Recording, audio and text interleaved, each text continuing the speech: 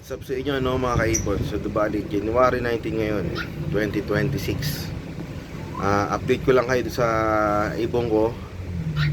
1 week na kasing hindi ako nakapag-update. Papakita ko lang sila. Okay, simula tayo dito sa mga i-inbreed ko. Yan, i-inbreed ko yan.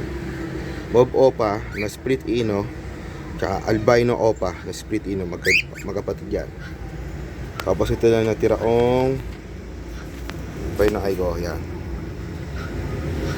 Bio Parblo opa na RF line postdan.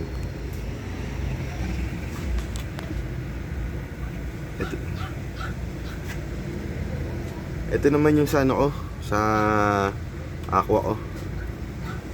Ako Opabito na split dilute. Tapos Opa dilute yung kapares. 4 na itlog yan. Sana ngayong ngayon ay mag-fertile na. Di ko naman pinakikailaman na yan. Di ko naman tinitignan. Ngayon lang orange, yung tipong ganito lang, binibidyohan lang. Pero yung kinakuha yung itlog, hindi ko ginagawa. Tapos dito naman tayo sa ano, yan, Green Opa RF line hen, tsaka Bluetooth na Bluetooth Opa na split dan.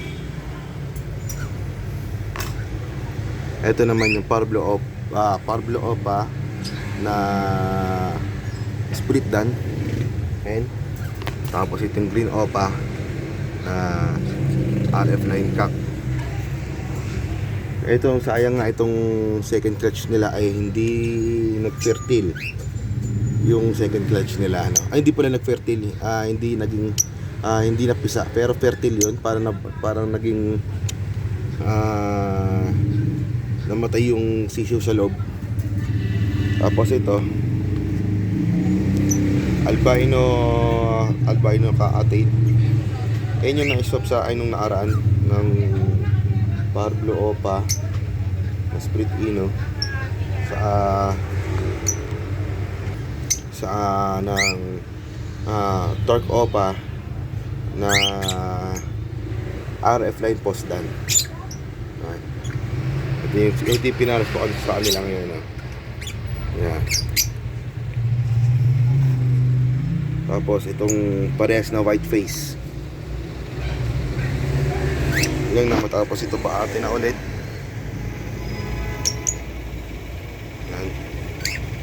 Yun. So bali lang to, mini vlog lang to. I-update ko lang ng mga sigayo So bali ayun na nga, i-inbreed ko yung albino opa tsaka yung mauve opa na split ino, magkapatid yun. Bale, pwede naman mag-inbreed, depende yun sa sa breeder. Pwede yun kung pwede. Okay? Depende sa breeder. Tapos ang nag-iisa na lang yung spare ko na Parblo na paanak ko nung na na-harvest ko nung naaran. Yun lang. Maraming salamat kaibigan.